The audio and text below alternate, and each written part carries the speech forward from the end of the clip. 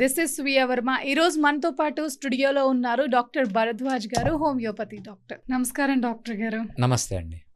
ఎలా ఉన్నారు డాక్టర్ గారు? బాగున్నానండి. డాక్టర్ గారు, నేను ఇద్దరు ముగ్గురు నుంచి ఒక మాట విన్నాను.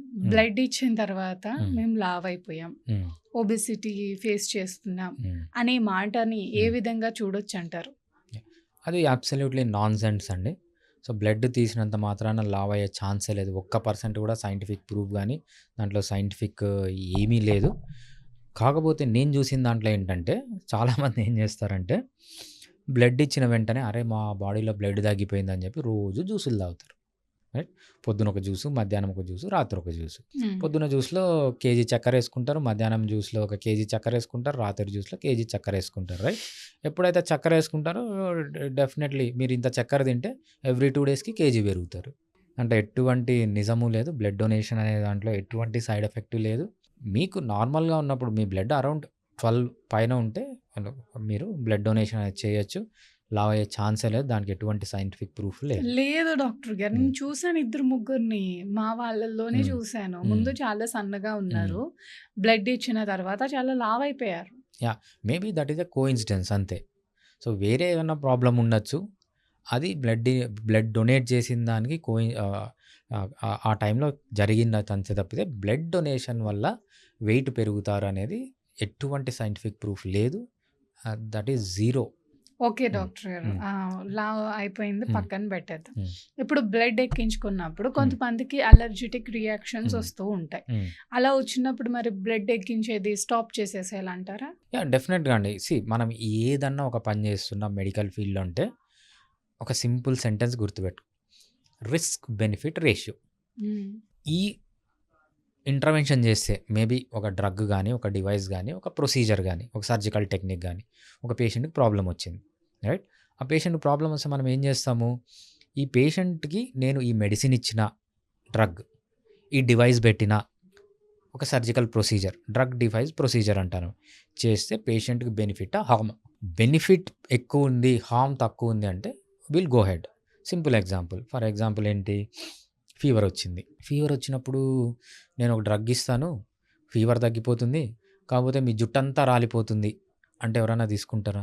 తీసుకోరు.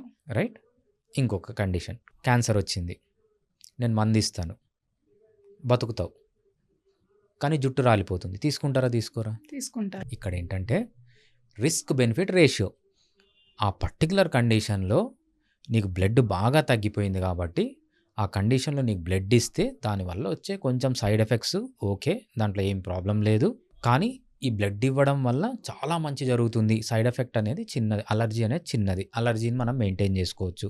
అలర్జీకి మళ్ళీ స్టెరాయిడ్స్ ఇచ్చో, యాంటీహిస్టమైన్స్ ఇచ్చో నేను అలర్జీని మెయింటైన్ చేసుకుంటాను. బట్ ఈ బ్లడ్ కానీ ఇవ్వకపోతే పేషెంట్కి సీరియస్ డ్యామేజ్ జరుగుతుంది అన్నప్పుడే ఇస్తారు. ఏదన్నా కానీ రిస్క్ బెనిఫిట్ రేషియో, ఈ పర్టికులర్ కండిషన్లో ఈ పర్టికులర్ పేషెంట్కి ఈ పని చేస్తే బెనిఫిట్ ఎక్కువ ఉంటుంది, రిస్క్ తక్కువ ఉంటుంది అంటేనే చేస్తారు, లేదంటే చేయరు. ఓకే, మరి బ్లడ్ బాగుండాలి, బ్లడ్ పెరగాలి అంటే మరి ఏం చేయాలంటారు? రైట్, బ్లడ్ పెరగాలి అంటే మనకు మంచిగా ఏదన్నా కూడా 5 ఇంపార్టెంట్ థింగ్స్ జనరల్ హెల్త్ కోసం. మంచి డైట్ తీసుకోవాలి, బాగా నిద్రపోవాలి, బాగా ఎక్సర్సైజ్ చేయాలి, ఆల్కహాల్, స్మోకింగ్ ఏమన్నా ఉంటే తగ్గించుకోవాలి, స్ట్రెస్ ఫ్రీ లైఫ్లో ఉండాలి. ఇవి కామన్ అన్నిటికీ. బ్లడ్ బాగా ఉండాలి అంటే ఇంకొన్ని ఏం చేయాలంటే మనము మెయిన్గా ప్రోటీన్ బాగా తీసుకోవాలి.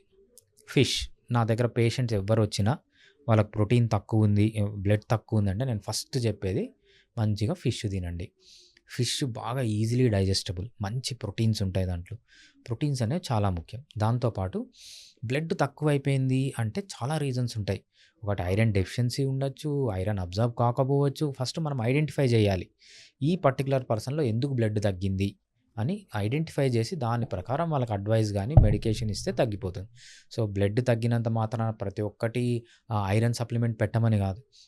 వన్ కండిషన్లో ఐరన్ సప్లిమెంట్ అవసరం, ఇంకో కండిషన్లో ప్రోటీన్ అవసరం, ఇంకో కండిషన్లో ఇంకోటి అవసరం. అట్లా డిఫరెంట్ కండిషన్స్ని బట్టి మనం ఆ పేషెంట్కి డిజైన్ చేయాలి తప్పితే బ్లడ్ తక్కువైందని చెప్పి ప్రతి ఒక్కరూ ఈ టానిక్ తాగండి, ఈ సిరప్ తాగండి అనేది నాట్ గుడ్ అనమాట. అది సైంటిఫిక్ కాదు. అంటే ఒక మనిషికి ఎన్ని పాయింట్స్ ఉండాలి డాక్టర్ గారు బ్లడ్? నార్మల్గా మనకు విమెన్కి అయితే అబోవ్ 11 ఉండాలి, మెన్కి అయితే అబౌట్ 12-13 ఉంటే హెల్దీ హిమోగ్లోబిన్ అని చెప్తామన్నమాట. అంటే మనకి ఎన్ని పాయింట్స్ ఉంటే అవతల వాళ్ళకి బ్లడ్ ఇవ్వచ్చు అంటారు? అబౌవ్ 11 ఉంటే ఇవ్వచ్చు. ఓకే. కానీ మనం ఇండియన్ విమెన్లో ఏంటంటే మోస్ట్ ఆఫ్ ది 100 మందిని కనుక మనం తీసుకుంటే ఆన్ యావరేజ్లో ఆల్మోస్ట్ ఆల్ 9 పైన చాలా మందికి ఉంటుంది అనమాట. సో దాన్ని కూడా మనం 9 అబోవ్, ఇండియన్ ఉమెన్కి 9 అబోవ్ ఉందంటే ఓకే, వరి కావాల్సిన అవసరం లేదు. But if it is more than 11 that is healthy. But okay. 9 to 11 అనేది గుడ్. బ్లడ్ అన్‌ప్యూరిఫై అసలు ఏ సందర్భాల్లో అవుతుంది? Blood purify, blood unpurify, blood purifiers, liver detoxification, ఇవన్నీ ఈ చదువు రాని వాళ్ళు, ఈ నాలెడ్జ్ లేని వాళ్ళు, ఈ సోషల్ ఇన్‌ఫ్లుయెన్సర్‌లు, ఈ బాబాలు, వీళ్ళు మాట్లాడే మాటలు అవన్నీ. హ్మ్. అసలు ఇంప్యూర్ బ్లడ్ అనేది ప్రపంచంలో ఎక్కడా ఉండదు. లివర్ డీటాక్సిఫికేషన్ అనే పదం ఎక్కడా ఉండదు. సో మీరు ఏదైనా చేయడం వల్ల బ్లడ్‌లో అనేది ప్రాబ్లం అనేది ఉండదన్నమాట. సో మీకు బ్లడ్‌లో ఏమవుతుంది, మేబీ కొన్ని అమైనో యాసిడ్స్ లేకపోవచ్చు, లేకపోతే కొన్ని కావాల్సిన మినరల్స్, విటమిన్స్ ఏవైతే అవి లేకపోవచ్చు తప్పితే హార్మ్‌ఫుల్ కెమికల్స్ పోయి మీ బ్లడ్‌లో ఉండడము, దాన్ని డీటాక్సిఫై చేయడం, ఇదంతా నాన్ అంటే సైంటిఫిక్. డాక్టర్ గారు బ్లడ్‌లో ఇన్ఫెక్షన్ వచ్చింది అంటూ ఉంటారు కదా మరి? Blood infection is different. హ్మ్. బ్లడ్ ఇన్ఫెక్షన్ అంటే ఏంటి, బ్లడ్‌లో మీకు మెయిన్‌గా బ్యాక్టీరియా ఏదైనా ఉండడం, వైరస్ ఏదైనా ఉండడం, దీన్ని ఓకే. బ్లడ్ ఇన్ఫెక్షన్ అంటాం. Blood infection is different. హ్మ్. బ్లడ్ డీటాక్సిఫికేషన్ అని మనోళ్ళు సిరప్స్ అవి వాడుతుంటారు అవును. చూసారా, ఏ ఆయుర్వేదిక్ బ్రాండ్ చూసినా బ్లడ్ డీటాక్సిఫికేషన్. చాలామంది వస్తారు, సార్ మాకు బ్లడ్ డీటాక్సిఫికేషన్ చేయండి, లివర్ డీటాక్సిఫికేషన్ చేయండి. అవన్నీ నాన్ సైంటిఫిక్ వర్డ్స్. అవన్నీ మెడికల్ ఫీల్డ్ గురించి ఎటువంటి నాలెడ్జ్ లేని వాళ్ళు యూజ్ చేసే పదాలు అవన్నీ. ఓకే.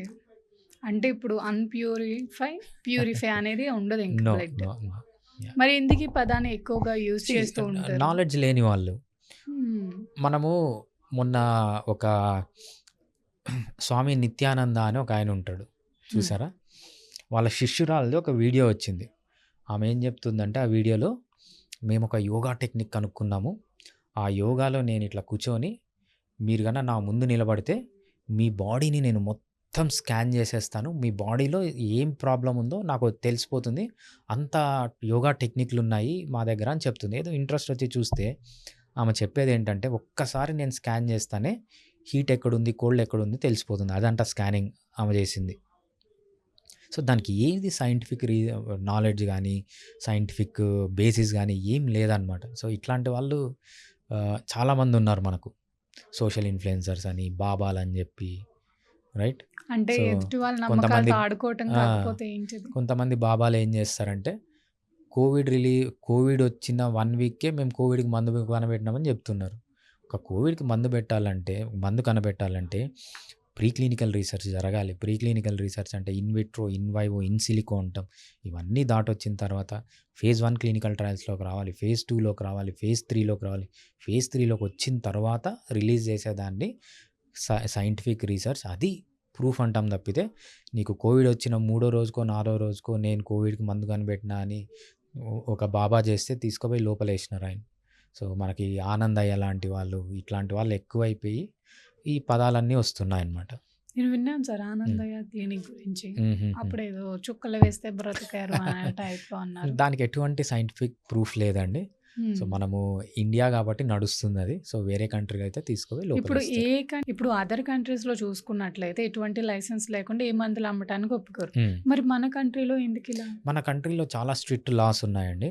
మనకు ఆ యాక్ట్స్ కూడా ఉన్నాయి. కాకపోతే అంతగా ఇంప్లిమెంట్ కావు. ఎందుకంటే మన ఇంత పెద్ద కంట్రీ, సో ఇంతమంది ప్రజలున్నారు, మనకు అన్ని కల్చర్ ఉంది. సో అది డిఫరెంట్ కంట్రీస్‌లో డిఫరెంట్‌గా ఉంటుంది కాబట్టి మన కంట్రీలో కూడా ఉంది. కాకపోతే అంత స్ట్రిక్ట్‌గా ఇంకా ఇంప్లిమెంట్ కావట్లేదు. హ్మ్. దానికి చాలా socio economic reasons, political reasons ఉండొచ్చు. ఓకే. అంటే ఇప్పుడు లాస్ ఉన్నాయి గానీ అవి అమల్లో లేవు. అంతే.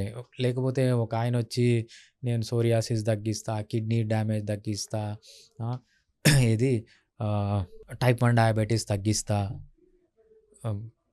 ఈ డయాలసిస్ చేసుకుంటా, మందులన్నీ తీసుకోపోయి పారేయండి, ఇట్లా అన్నా కూడా ఆయన్ని భరిస్తుంది అంటే, so somewhere there is a problem. Thank you doctor గారు. Thank you so much. Nice information ఇచ్చారు. ప్రతి ఒక్క అపోహ తొలగిపోయింది అని అనుకుంటున్నాను నేను బ్లడ్ విషయంలో.